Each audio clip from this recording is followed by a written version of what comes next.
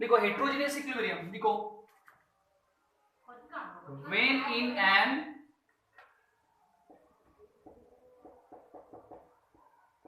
equilibrium reaction if all reactants as well as products all are क्या all are exist in the same phase, क्या all are exist in the same phase, बल्कि यहाँ पे different हो जाएगा बेटा, क्या होगा डिफरेंट, हेट्रोजीनियस में क्या होगा different, all are exist in different phase, different phase called, क्या कहेंगे इसको हम, कॉल्ड हेट्रोजीनियस, डिफरेंट फेज मतलब मोर देन टू, बोल सकते हैं क्या, मोर देन टू फेजेस, और exist in the more than two phases, different phase मतलब क्या, मोर देन टू, लिख लो यहाँ पे more than two, more than two phases called heterogeneous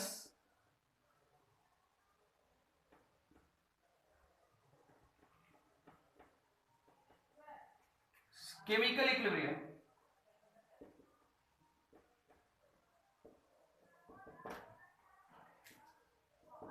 ठीक है। अब देखो यहाँ पे समझो, यहाँ पे अगर कोई भी केमिकल रिएक्शन है गाइस, किसी भी अगर मान लो कोई इक्विलिब्रियम रिएक्शन है, तो अगर उस इक्विलिब्रियम रिएक्शन में अगर रिएक्टेंट जो है, प्रोडक्ट जो है वो अलग अलग फेज में है, तो क्या कहेंगे उसको, हेट्रोजीनियस केमिकल इक्विलिब्रियम, ठीक है। चलो आगे बढ़ते हैं, देखो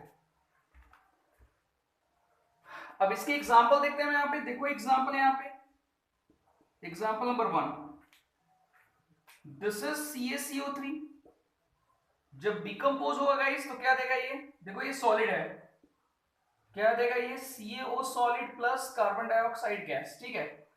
अब देखो आप यहाँ पे, this is solid but this is gas, तो क्या अलग अलग फेज है बोलो यहाँ, this is solid but this gas, तो कहने का मतलब क्या होगा, ये अलग है, तो क्या मोर देन वन, क्या है मोर देन वन फेज है बोलो है ना, तो this is called heterogeneous chemical equilibrium. दूसरा एग्जांपल देखो, this is KClO3, this is solid, अब ये क्या होगा गाइस, ये बना रहा है आपका KCl सॉलिड प्लस क्या हो रहा है, प्लस O2 गैस, तो देखो यहाँ पे this is KCl solid plus O2 gas, balance कर लो यहाँ पे ट्वाइस 3। अब आप देखो गाइस, यहाँ पे ये भी सॉलिड है, ये भी सॉलिड है, बट ये क्या गैसेस है, तो कहने का मतलब एक लाइन में हुआ कि एक से ज्यादा फेज शो कर रहे हैं यहाँ पे, चाहे वो रिएक्टेंट के साइड में हो या प्रोडक्ट के साइड में, तो such types of reactions are called, और इक्विलिब्रियम तो है ही, क्या कहलाएगा, हेट्रोजीनियस केमिकल इक्विलिब्रियम, ठीक है। चलो लिखो जल्दी से इसके बाद दो और एग्जांपल देखते हैं गाइस, लिखो जल्दी से फटाफट, हाँ इसके बाद दो और एग्जांपल हम देखने वाले, लिखो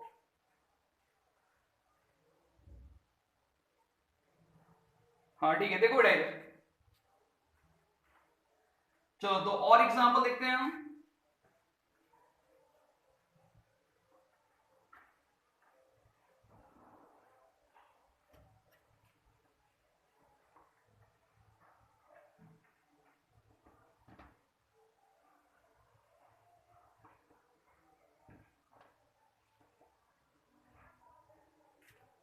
देखो गाइस यहाँ पे example number 3, this is Fe plus H2O, क्या बना रहा है भाई, ये बना रहा है हमारा Fe3O4 प्लस H2 गैस। चलो सबसे पहले हम इसको बैलेंस करते हैं, तो आगे यहाँ पे 3 लगा दो, चूंकि यहाँ पे आयरन 3 है, ठीक है। अब उसके बाद क्या होगा, ऑक्सीजन 4 है, तो ऑक्सीजन को बैलेंस कर ले, यहाँ पे 4 लगा दो, ऑक्सीजन 4, हाइड्रोजन कितना 8, तो आगे यहाँ पे क्या लगा दो 4 लगा दो, हो गया हाइड्रोजन। अब देखो गाइस यहाँ पे हो क्या रहा है, देखो यहाँ पे समझो, अब एक्चुअल में यहाँ पे गाइस रिएक्शन कैसे हो रहा है, थोड़ा समझो यहाँ पे अच्छे से, रिएक्शन हो कैसे रहा है यहाँ पे, देखो ये सॉलिड है सॉलिड, ये लिक्विड है, ये भी सॉलिड है, और ये गैसेस है, देखो तो ये सॉलिड टू सॉलिड ये सेम है, ये डिफरेंट है, तो कहने का मतलब क्या हुआ, ये भी डिफरेंट ये भी डिफरेंट, तो this is also an example of heterogeneous chemical equilibrium. Last example देखो, example number 4, this is MgCO3 decompose हो रहा है, ये सॉलिड फॉर्म में है, क्या दे रहा है गाइस, तो MgO प्लस MgO क्या है, सॉलिड है ये, प्लस यहाँ पे कार्बन डाइऑक्साइड गैस, तो this is another example of क्या, heterogeneous chemical equilibrium in which MgCO3 and MgO both are in the same phase but CO2 क्या है, different phase में, so this is also an example of heterogeneous chemical equilibrium। लिखो जल्दी से for fast, उस बाद फिर हम आगे बढ़ते हैं बेटा। हाँ वेल लिखो जल्दी से।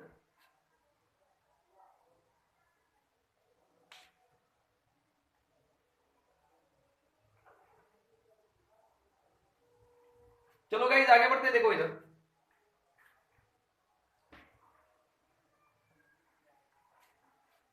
लिखो राइटिंग एक्सप्रेशन। चलो नेक्स्ट टॉपिक है, चलो ये होमोजेनियस हेटेरोजेनियस कंप्लीट हो चुका है, आपको पता होना चाहिए अगर एग्जाम में आता है कि होमोजेनियस केमिकल इक्विलिब्रियम क्या होता है, हेटेरोजेनियस केमिकल इक्विलिब्रियम क्या होता है, ठीक है। देखो इधर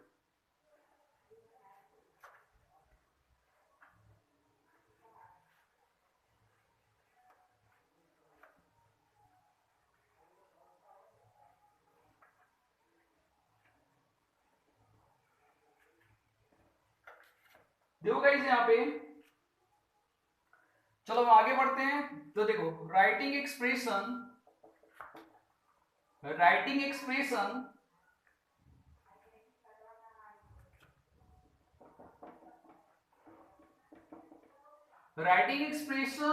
for equilibrium constant,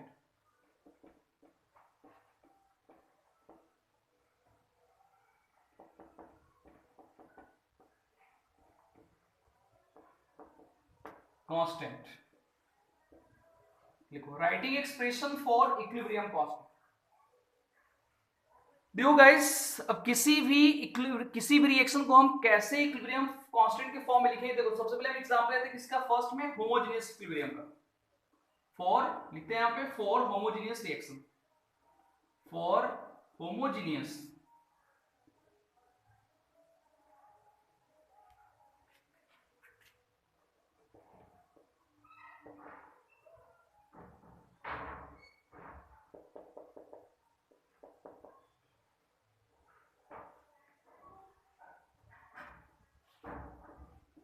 for homogeneous chemical equilibrium, ठीक है बेटा लिखो। हाँ चलो, तो बहुत सारे एग्जांपल्स है यार हमारे पास, अब हम केसी के भी दोनों के वैल्यू के लिए लिखेंगे। देखो यहाँ पे सबसे पहले हमारे पास क्या इक्वेशन, देखो यहाँ पे फर्स्ट इक्वेशन हमारे पास क्या है, H2 गैस है, देखो गाइस यहाँ पे H2 गैस है प्लस I2 गैस है, क्या बना रहे हैं भाई, तो HI बना रहे हैं यहाँ पे, देखो गैस, आगे यहाँ पे 2 लगा दो। तो कभी भी जब हम इसको इक्विलिब्रियम कांस्टेंट यानी केसी एंड केपी के फॉर्म में लिखेंगे गाइस, तो क्या करेंगे, प्रोडक्ट अपॉन रिएक्टेंट लिखेंगे। देखो इधर प्रोडक्ट अपॉन रिएक्टेंट्स, तो क्या होगा यहाँ पे, केसी इज इक्वल टू, पहले केसी के लिए लिखते हैं, तो केसी इज इक्वल टू क्या होगा इस, केसी मतलब इक्विलिब्रियम कांस्टेंट फॉर कंसंट्रेशन, तो केसी के टर्म में अगर हम इसको लिखो तो क्या होगा, तो ये हो जाएगा, देखो एच आई यहाँ पे है और यहाँ पे क्या है 2 है, तो ये क्या होगा यहाँ पे एच आई 2 अपॉन क्या हो गया यहाँ पे H2 gas and this is I2 gas, होगा बोलो हाँ या ना, होगा।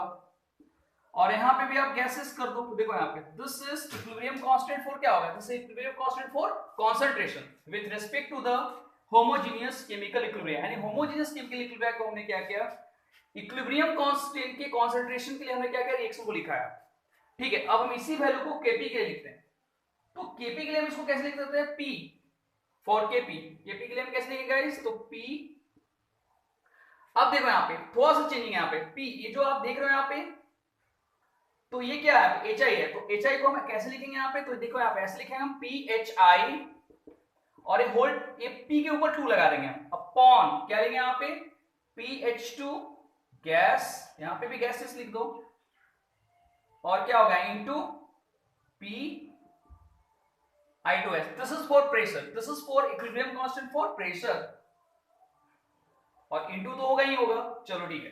तो ऐसे बहुत सारे एग्जांपल्स हमारे पास है जिसमें हम केपी केपी के लिए लिख सकते हैं यहाँ पे, तो आप एक्सप्रेशन को ध्यान से सुनो, अभी और भी इसमें कुछ आपको ट्विस्ट मिलेंगे, ध्यान समझना यहाँ पे। इसके अलावा और भी हम एग्जांपल लेते हैं गाइस, तो चलो दूसरा एग्जांपल मैंने लिया किसका, तो this is N2 gas plus H2 gas gives NH3 gas. तो देखो सबसे पहले एक चीज और ध्यान रखना कि बैलेंस करना जरूरी होता है, तो आपको इसको इक्वेशन को क्या करना पड़ेगा, बैलेंस भी करना पड़ेगा। चलो बैलेंस करके हम कैसे लिखेंगे वो आप देखो, यहां पे देखो, तो दिस इज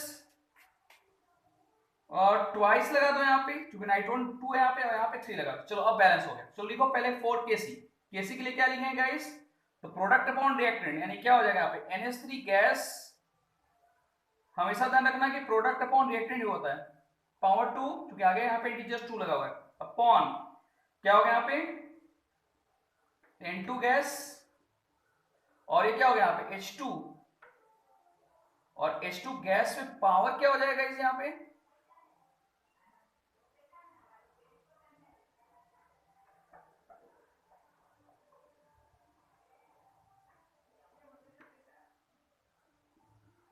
3 हो जाएगा, बोलो है ना, क्योंकि आगे यहाँ पे 3 लगा हुआ है। तो ये हमने किसके लिखा, केसी के लिखा। अब इसी को हम केपी के लिखते हैं। तो केपी के लिए कैसे लिखेंगे गाइस, तो केपी के लिए हम लिख सकते हैं यहाँ पे पी, और क्या हो गया पावर 2, और एक मिनट, और क्या हो गया यहाँ पे NH3 है, तो NH3 लिख दो आप यहाँ पे, NH3 लिख दिए गैस। ठीक है, अब हम बात करते हैं यहाँ पे इसके बारे में, तो क्या होगा N2 गैस, N2 गैस, ठीक है। अब क्या होगा इनटू क्या होगा इस P, और क्या है 3H2 है, तो 3H2 को हम कैसे लिखेंगे यहाँ पे P पावर 3 H2 यहाँ पे नीचे लिखेंगे गैस H2 गैस। तो नोट करो यहाँ पे जल्दी से फटाफट सभी स्टूडेंट्स, बहुत ही आसान है, कोई डिफिकल्ट नहीं है, तो लिखो जल्दी से।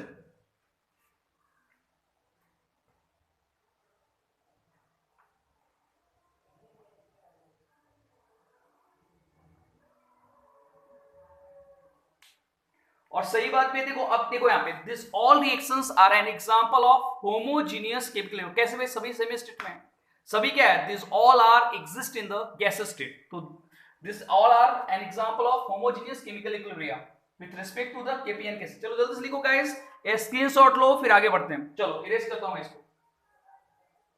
वेल ठीक है, चलो आगे बढ़ते हैं।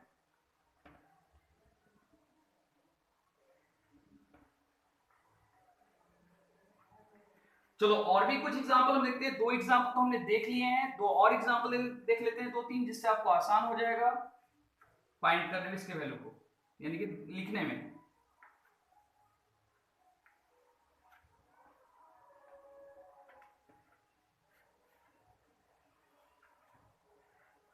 देखो गाइस यहाँ पे this is N2 gas,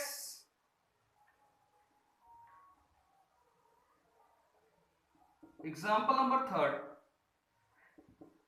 N2 gas plus O2 gas gives twice NO gas. चलो हमको इसको केपीएन केसी के फॉर्म में, केपी के फॉर्म में, केसी के फॉर्म में कैसे लिखेंगे, तो केसी इज इक्वल टू क्या होगा यहाँ पे, तो केसी इज इक्वल टू हो जाएगा यहाँ पे गाइस, क्या होगा भाई, तो ये हो जाएगा आपका KC is equal to NO gas, integers value 2 है, पावर 2 कर दो यहाँ पे, अपॉन फिर क्या होगा यहाँ पे N2 gas into O2 gas. ठीक है, लिख लिया हमने। ये हो गया केपी केसी के लिए। अब केपी के लिए बात कर, केपी के लिए क्या होगा, तो P NO gas power 2 upon क्या होगा इस P gas into P O2 gas. लिख लो फटाफट। तो कॉन्सेप्ट सीखो, एग्जांपल कोई भी आएगा आप आसानी से बना सकते हो, तो कॉन्सेप्ट सीखना लेकिन जरूरी है। लिखो जल्दी से।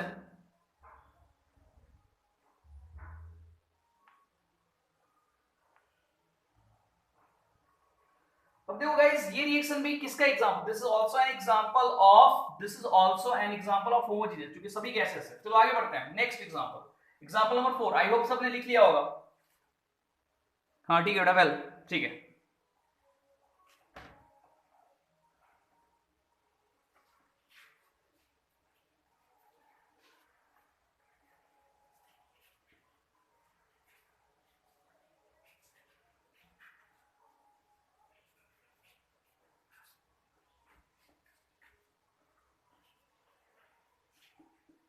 Example number 4, this is NH3 gas plus O2 gas. लेकिन हाँ एक चीज देखो, अब एक चीज जो कि बहुत इंपॉर्टेंट ध्यान है, देखो बैलेंस इक्वेशन के लिए अप्लाई होगा, अगर आप एन बैलेंस के लिए करोगे तो गलत हो जाएगा, तो इसलिए इक्वेशन को पहले बैलेंस करना जरूरी है।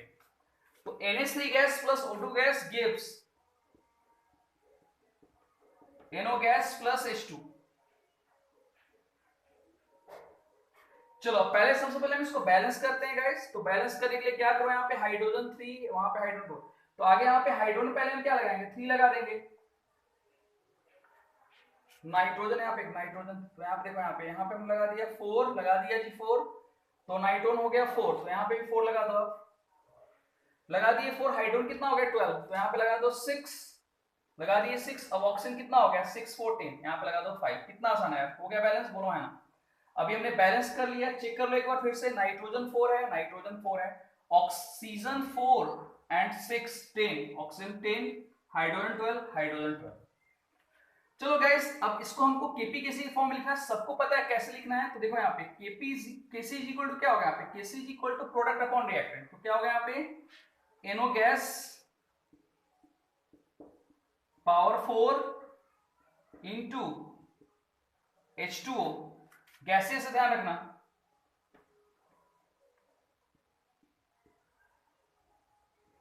पावर 6 अपॉन क्या होगा इस, this is NH3 gas power 4, ये क्या आपका है O2 गैस पावर क्या यहाँ पे 5, ठीक है।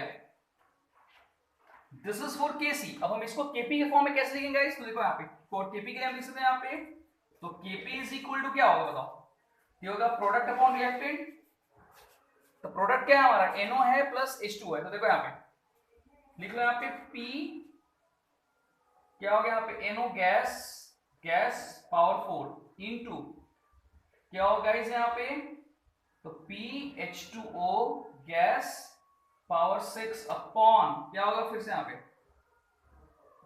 PNH3 गैस पावर 4 इंटू क्या होगा यहाँ पे PO2 गैस पावर क्या होगा यहाँ पे 5। दैट्स ऑल, लिख लो फटाफट। चलो एक लास्ट एग्जांपल और देखेंगे, लिखो गाइस जल्दी से लिखो, लास्ट के एक और एग्जांपल हम देखेंगे।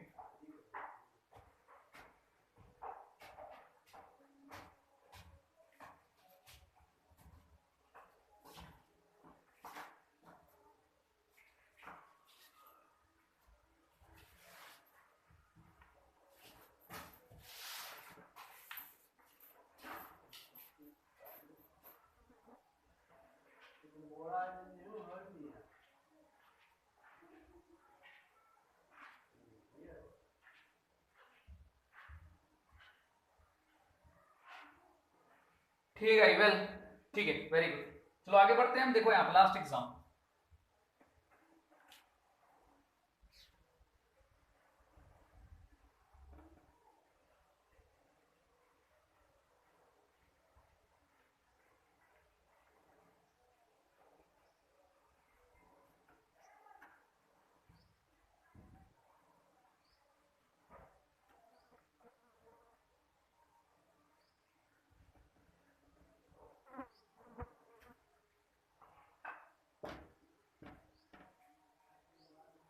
देखो गाइस,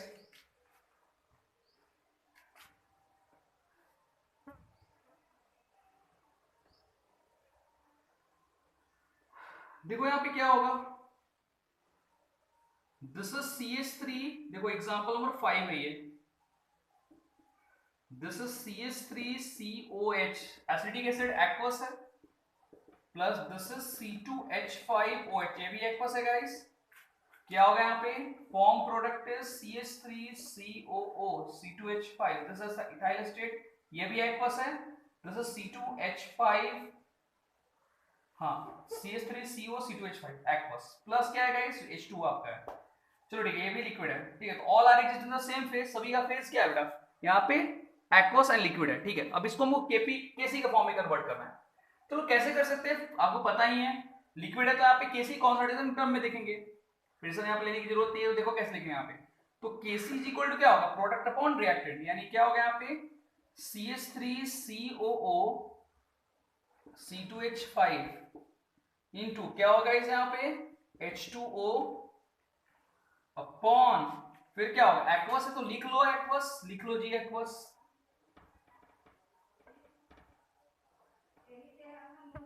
लिख लिए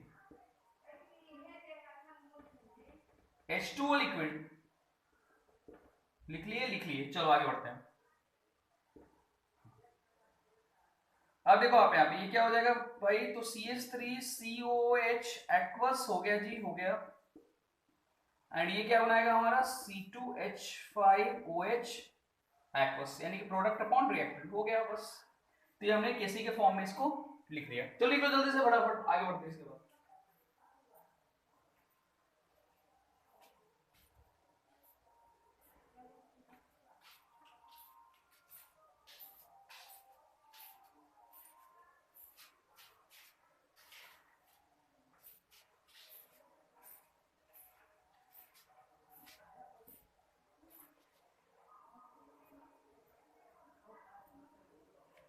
चलो गाइस, अब यहाँ पे एक समझने वाली बात है, मैं आपको समझा देना चाहता हूँ, आसानी से समझ। देखो यहाँ पे अगर मान लो कि सपोज, जिसके हमने यहाँ पे देखा कि मैंने क्या है, इथाइल एसिटेट बना रहा है और यहाँ वाटर, वाटर बहुत कम अमाउंट में। अगर वाटर एक्सेस अमाउंट में रहेगा तो क्या होगा, सुनो कान लगा के बार फिर से। अगर सपोज मान लो कि अगर कोई भी इक्विलिब्रियम रिएक्शन में अगर वाटर अगर एक्सेस अमाउंट में, तो वाटर को हम कांस्टेंट ले लेते हैं। क्या लेते हैं, कांस्टेंट। ध्यान सुनो, अगर यहाँ पे वाटर अगर, चूंकि यहाँ वाटर का एक कम अमाउंट में, as water is present in excess, therefore by convenience क्या लेते हैं, H2O कांस्टेंट एंड पुट 1, क्या लेते हैं यहाँ पे 1 पुट करते हैं।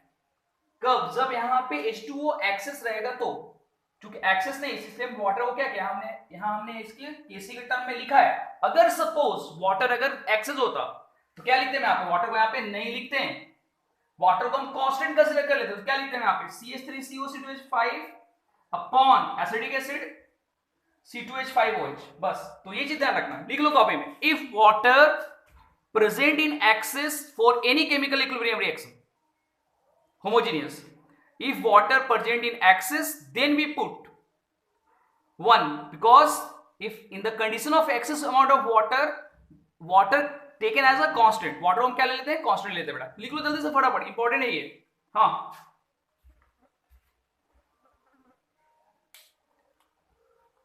चलो गाइस जल्दी से स्क्रीनशॉट लो, लिखो, हम आगे बढ़ते हैं उसके बाद।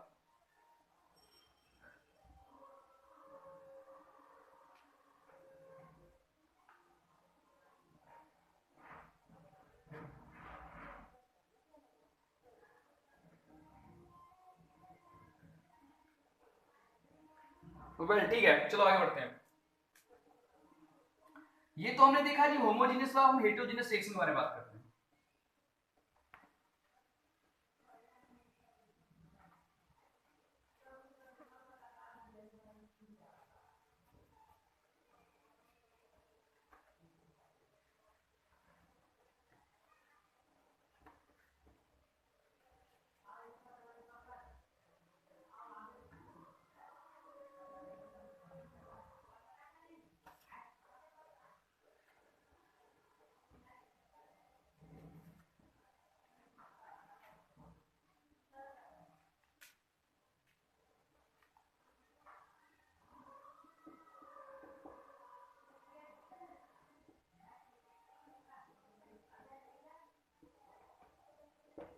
देखो हेटेरोजेनियस रिएक्शन, चलो हमने एक एग्जांपल ले लिया यहाँ पे।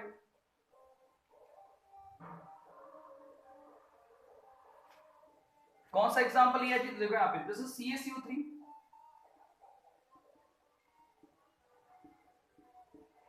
तो CaCO3 है, CaCO3 डिकम्पोज क्या बनाएगा, ये बनाएगा आपका CaO plus carbon dioxide gas. देखो यहाँ पे गाइस ये सॉलिड है, देखो मैं और अच्छे से इसको लिखता हूं, ये सॉलिड है, इधर आपका ये भी सॉलिड है,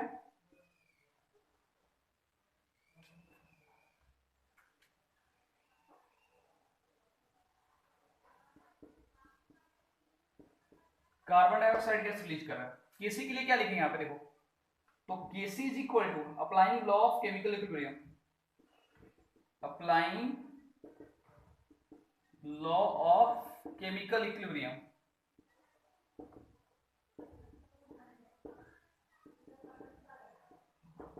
चलो केमिकल इक्विलिब्रियम के लॉ को अप्लाई करते हैं यहाँ पे। जब chemical law of chemical equilibrium apply करेंगे बेटा तो क्या हो गया यहाँ पे, we have K is equal to क्या होगा, प्रोडक्ट अपॉन रिएक्टेंट लिख लो यहाँ पे।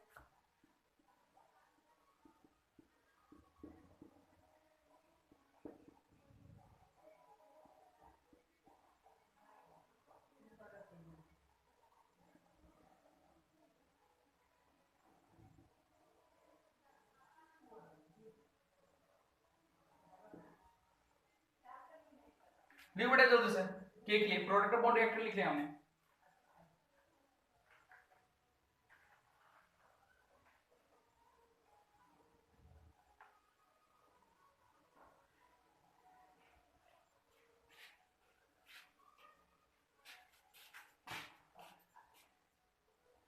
चलो ठीक है, वेल देखो, बट अगर हम केपी के फॉर्म में लिखते हैं तो हमको देखो यहाँ पे, चूंकि ये सॉलिड है, कन्वेंशनल फॉर्म में क्या है, सॉलिड को यहाँ पे, सॉलिड को क्या लेते हैं यहाँ पे, हम लेते हैं 1।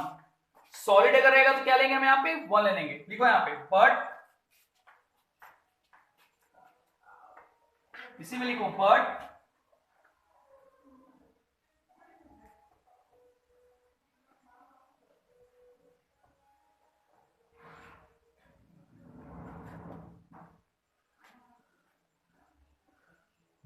by conventional form,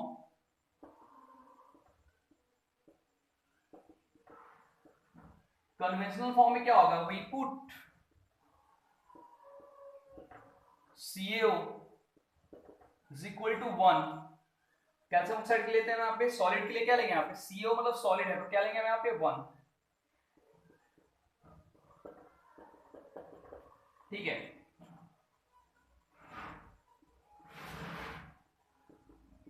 and CaCO3 ये भी सॉलिड है तो इसके लिए भी हम क्या लेंगे यहाँ पे, 1 ले लेंगे यहाँ पे। जब दोनों के लिए 1 लेंगे तो क्या होगा, K इज इक्वल टू क्या होगा, K is equal to CO2 gas. क्या हो जाएगा यहाँ पे, K is equal to CO2 gas, क्योंकि ये भी 1, ये भी क्या हो गया हमारा 1 हो गया, तो क्या बचा, कार्बन डाइऑक्साइड। सॉलिड के लिए हम नहीं लेंगे।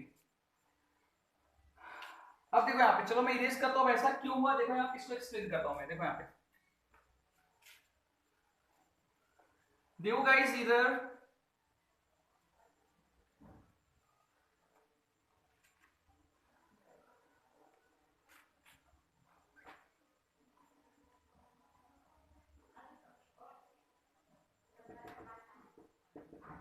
concentration, देखो, since the concentration of gas is usually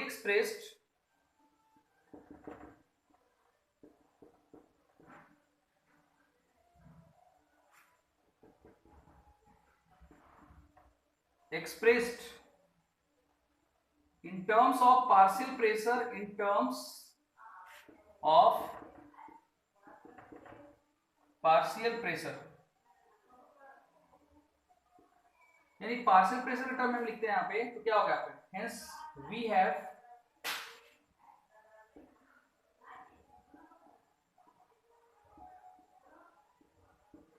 Kp is equal to क्या होगा, प्रेशर किसके लिए हम लेंगे, गैस लेंगे यहाँ पे, तो Kp इज इक्वल टू क्या होगा यहाँ पे, ओनली CO2 गैस। लिख लो बेटा जल्दी से, क्या होगा यहाँ पे, Kp is equal to PCO2 gas, PCO2 gas. हाँ,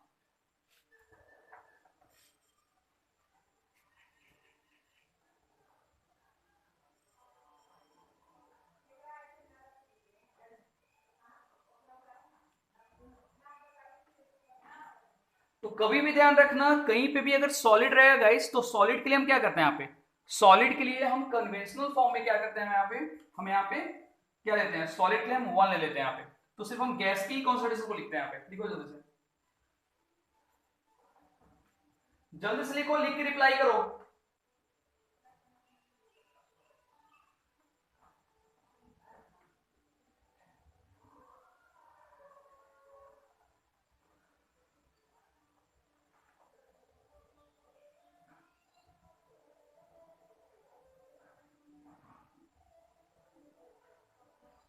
चलो गाइस आगे बढ़ते हैं। अब इसके बाद देखो इधर, चलो ठीक है वेल, ठीक है बेटा, आगे बढ़ते देखो और इक्वेशन देखो बेटा।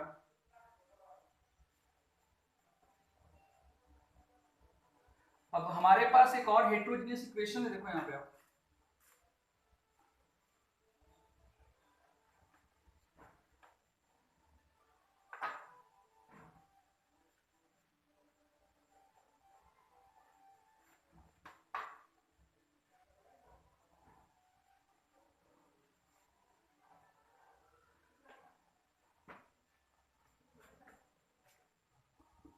Fe प्लस H2O क्या दे रहा है भाई ये, तो Fe2O3 प्लस H2 गैस। चलो बैलेंस करो यहाँ पे, आगे यहाँ पे 4 लगा दो जी, ये सॉलिड है, ठीक है। Fe3O4 बल्कि बना रहे हैं यहाँ पे, Fe3O4 बना रहे हैं, और यहाँ पे 4 लगा दो, हो गया बैलेंस, इक्वेशन हमारा बैलेंस हो गया, ठीक है। अब केसी के फॉर्म में कैसे लिखेंगे, केसी के लिए हम सभी लिखेंगे यहाँ पे कॉन्सेंट्रेशन के टर्म में, क्या लिखेंगे यहाँ पे, तो Fe3O4 सॉलिड इनटू क्या हो जाएगा यहाँ पे H2 गैस, ऊपर में 4 लिख दो पावर में, नीचे में क्या होगा तो यहाँ पे Fe सॉलिड है, यहाँ पे लिख लो, यहाँ पे मेंशन करना है सॉलिड पावर 3, और यहाँ पे क्या हो जाएगा H2O, ये क्या लिक्विड है, लिक्विड लिख लो आप यहाँ पे, पावर क्या करेंगे यहाँ पे 4 कर देंगे, ठीक है। अब जैसा कि मैंने पहले ही बताया कि सॉलिड के लिए हम क्या लेंगे 1 लेंगे, यानी इसके वैल्यू 1 और इसका वैल्यू क्या हो जाएगा 1 हो जाएगा, क्या लिखेंगे लिखो यहाँ पे, दोनों सॉलिड है तो क्या होगा यहाँ पे conventional form, but in conventional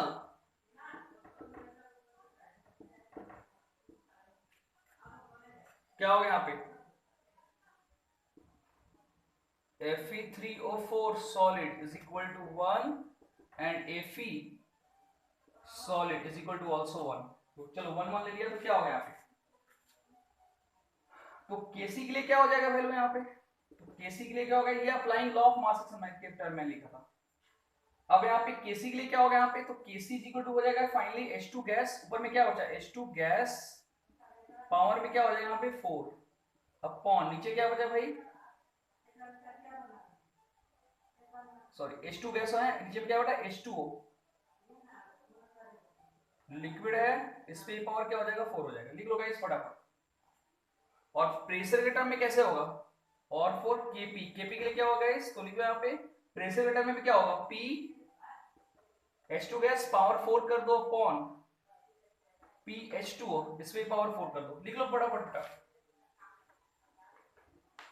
चलो तो ये सभी स्टूडेंट्स को पता हो गया होगा कैसे हम करेंगे, तो देखो कन्वेंशनल फॉर्म में सॉलिड के लिए हम क्या लेते हैं 1 ले लेते हैं, ठीक है। तो कभी भी जब Kc Kp के फॉर्म में लिखोगे हेटेरोजेनियस रिएक्शन के लिए तो क्या लोगे आप यहाँ पे 1 ले लो, कब, जब सॉलिड होगा तब। चलो ठीक है गाइस, तो आज के लिए इतना ही रहने दो, बाकी नेक्स्ट लेक्चर में हम आगे का पार्ट देखेंगे। अगर कुछ डिफिकल्टी होती है, ऐसी डिफिकल्टी तो होगी नहीं क्योंकि बहुत आसान कॉन्सेप्ट है, तो आप कमेंट्स बॉक्स में टाइप करना, चैनल को लाइक एंड सब्सक्राइब करना मत भूलना for regular update for equilibrium chemical equilibrium, ठीक है। तो आज के लिए इतना ही, आज के लिए ऑल द बेस्ट, बाय।